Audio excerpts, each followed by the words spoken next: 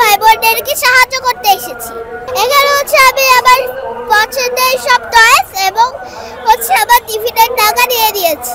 স্কুলের শিক্ষক এবং যে ছোট ছোট বাচ্চারা তাদের টিফিনের টাকা বাঁচিয়ে, গত 3 দিনের টিফিনের টাকা বাঁচিয়ে তারা একটা বড় কন্ট্রিবিউশন করে বন্যার্তদের পাশে থাকার চেষ্টা করেছেন। আমি তাদের ওখান থেকেই এসেছি মূলত।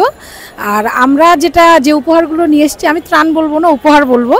আমাদের এখানে শুকনো খাবার আছে, বাচ্চাদের খাবার আছে, মুড়ি আছে, চিরা আছে, রেডিমেড আর যে ড্রাই ফ্রুটগুলো আছে, বাচ্চাদের প্যাম্পার্স আছে, মেয়েদের স্যানিটারি ন্যাপকিন আছে, স্যালাইন আছে, জরুরি প্রয়োজনীয় ওষুধ আছে এবং পানি বিশুদ্ধকরণের যে ওষুধগুলো আছে, আমরা মূলত এই উপহারগুলোই নিয়ে এসেছি। খুব ভালো লাগছে। আমি যে কিছু করতে পারলাম, এরিয়াই আমি আল্লাহকে শুকরিয়া অর্জন করি। আল্লাহ দ্রুত তাদেরকে এই বন্যা থেকে মুক্তি দেয়। আজকে দেখে আসলাম রিকশাওয়ালারা দাবি দিচ্ছে যে অন্তর্বর্তী সরকারের পতন চায়। তো আসলে আগে আপনারা নিজেরা ঠিক করেন যে আপনাদের দাবি কয়টা, তারপরে আপনারা না হয় বলবেন। আমরা আপাতত ত্রাণ প্যাকেটিংয়ে ব্যস্ত আছি। আজকে জন্মাষ্টমী, আমরা অ্যাটলিস্ট এতটুকু অসাম্প্রদায়িকতা আমাদের দেশে নিশ্চিত করতে পেরেছি যে আমরা ত্রাণের সাথে জন্মাষ্টমীতে সনাতন ধর্মাবলম্বীদের জন্য কিছু ফল এবং লাড্ডুও পাঠাতে পারছি। আমি মনে করি বাকি দাবিগুলো আসলে কি পূরণ আছে, যদি যৌক্তিক দাবি হয় অবশ্যই পূরণ হবে, আর যদি যৌক্তিক দাবি না হয় সেক্ষেত্রে সেটা বিবেচিত হবে। এখন শুধু দাবি উঠালেই তো আর হবে না। আমার বাসা বেলি রোড, আমরা আল আরাফা ইসলামী ব্যাংকে চাকরি করি। আমি ঢাকা মৌলভীবাজার ব্রাঞ্চের ব্রাঞ্চ ম্যানেজার। আমাদের ব্যাংক থেকে অলরেডি 2 দিনের স্যালারি আমরা অলরেডি প্রধান উপদেষ্টা ত্রাণ তহবিলে দেওয়া হয়েছে। আর আজকে আমি আসছি, আমার মেয়ে বিজ্ঞানের সাথে পড়ে, আমার ভাতিজা বুয়েটে পড়ে, ওরা এখানে আসছে। আর আমাদের নিজস্ব একটা সমিতি আছে, এটা ওটা আমরা একেবারে নিজস্ব, সেখান থেকে আমরা 10,000 টাকা আমরা এখানে ক্যাশ দিয়েছি। আর আমি নিজেই জায়গার স্টুডেন্ট, ঢাকা বিশ্ববিদ্যালয়ের ম্যানেজমেন্টের। তো আমি ভিতরে কর্মকাণ্ড দেখার জন্য আসছি।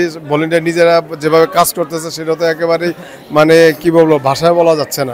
ত্রাণ হচ্ছে এখানে প্রত্যেকদিন অনেক ট্রাক করে আসতেছে, সবাই যেভাবে পারতেছে, আমাদের স্টুডেন্টসরা সবাই হচ্ছে এখানে আসতেছে ট্রাক ভরে ভরে। আর এখানে হচ্ছে আমরা সবাই আছি, সবাই হাতে হাতে সব চেইন আকারে সব ভিতরে দিচ্ছি। বা এখন তো বৃষ্টি হচ্ছে, একটু পরে এখানে জামা কাপড় নিয়ে সবাই বসে পড়বে।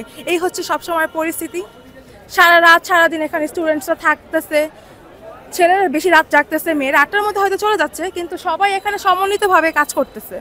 এটা হচ্ছে একটা আমাদের প্রথম দিন থেকে তো শুরু করেছি, তখন একটু কম ছিল, কিন্তু যখন আপনারা মিডিয়ারা বা বিভিন্ন প্রচার প্রচারণা শুরু হয়, তারপর শুক্রবার দিন সবচেয়ে বেশি ছিল। এরপর থেকে মানুষ মানে সমানে আর কি আর ত্রাণ সামগ্রী দিতেছে বা ওইটার পরিচালনাটা বেশি আসতেছে আর কি, মানে অন্য দিনের তুলনায় সবচেয়ে বেশি পরিমাণ যেরকম ত্রাণ আসতেছে, তার সাথে সাথে আপনার নগদ অর্থ যেটা সেটাও আসতেছে। তো এখন শুধু আমাদের ত্রাণ রাখার জায়গা সংকটে টিএসসিতে আমরা ত্রাণ কোনো রাখতেছি না। এখন আমাদের ত্রাণ শুধু ঢাকা বিশ্ববিদ্যালয়ের জিমনেশিয়াম প্লাস হচ্ছে আপনার ওই ডাকসুতে রাখা হচ্ছে, কারণ এখানে ফুল ফিল আপ 2 দিনে কিন্তু এখানে ফুল ফিল আপ হয়ে গেছে। এখন শুধু টিএসসিতে আমরা নগদ অর্থ যারা মেডিসিন এবং স্যানিটারি প্রিজিতে যাচ্ছে এইগুলো শুধু এখন টিএসসিতে গ্রহণ করতেছি।